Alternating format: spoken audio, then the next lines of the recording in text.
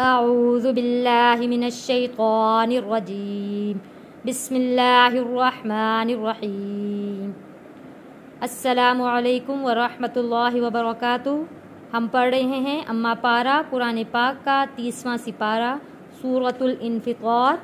سورۃ الانفطار کی کل 19 آیات ہیں اور ایک رکوع ہے۔ آج ہم سورۃ الانفطار کی آخری آیات پڑھیں گے۔ آئیے سبق شروع کرتے ہیں۔ سورۃ الانفطار مکیہ، بسم اللہ الرحمن الرحیم۔ وَإِنَّ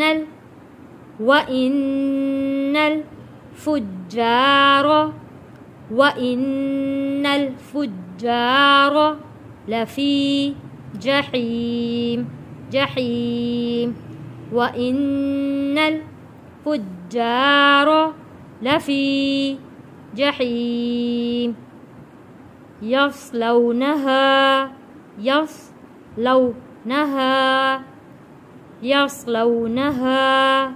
يَوْمَ الدِّينِ۔ یا واو زبر یو حروف لین میم کو جوڑیں گے تشدید والے دال کے ساتھ، یوم الدین۔ وما ہم عنہا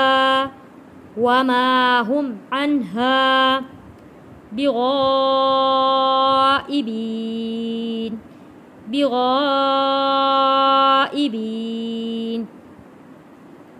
وما ہم عنہا بغائبین۔ وما ادراک، دال حروف کلکلہ ہے، را کے اوپر کھڑی زبر ہے، موٹا پڑھیں گے اور ایک الف کے برابر کھینچ کر پڑھیں گے۔ وما ادراک ما یوم الدین، ما یوم الدین۔ وما ادراک ما یوم الدین۔ ثم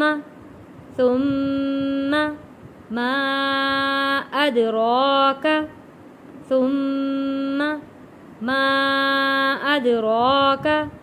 ما یوم الدین۔ ما یوم الدین، یوم لا تملک نفس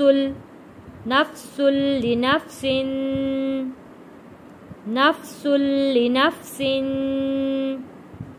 یوم لا تملک نفس لنفس شیئا۔ دو زبر کو جب ہم یہاں پہ وقف کریں گے تو دو زبر ایک زبر میں تبدیل ہو جائے گا، اور جب ایک زبر میں یہ تبدیل ہو جائے گا، الف سے پہلے جب ایک زبر ہو حروف مدہ ہوتا ہے، حروف مدہ ایک الف کے برابر کھینچ کر پڑھتے ہیں، شیئا۔ اس چھوٹی قوا کا مطلب ہے کہ یہاں پہ ہمیں رکنا ہے، ٹھہر جانا ہے، یہاں پہ ہم نے وقف کر لینا ہے۔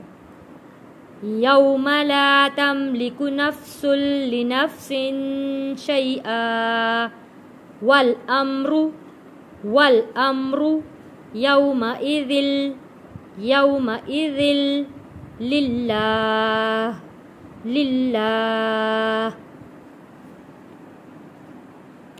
وَإِنَّ الْفُجَّارَ لَفِي جَحِيمٍ يَصْلَوْنَهَا يَوْمَ الدِّينِ وَمَا هُمْ عَنْهَا بِغَائِبِينَ۔ وَمَا أَدْرَاكَ مَا يَوْمُ الدِّينِ ثُمَّ مَا أَدْرَاكَ مَا يَوْمُ الدِّينِ یوم لا تملک نفس لنفس شیئا والامر یومئذ للہ۔ صدق اللہ العظیم۔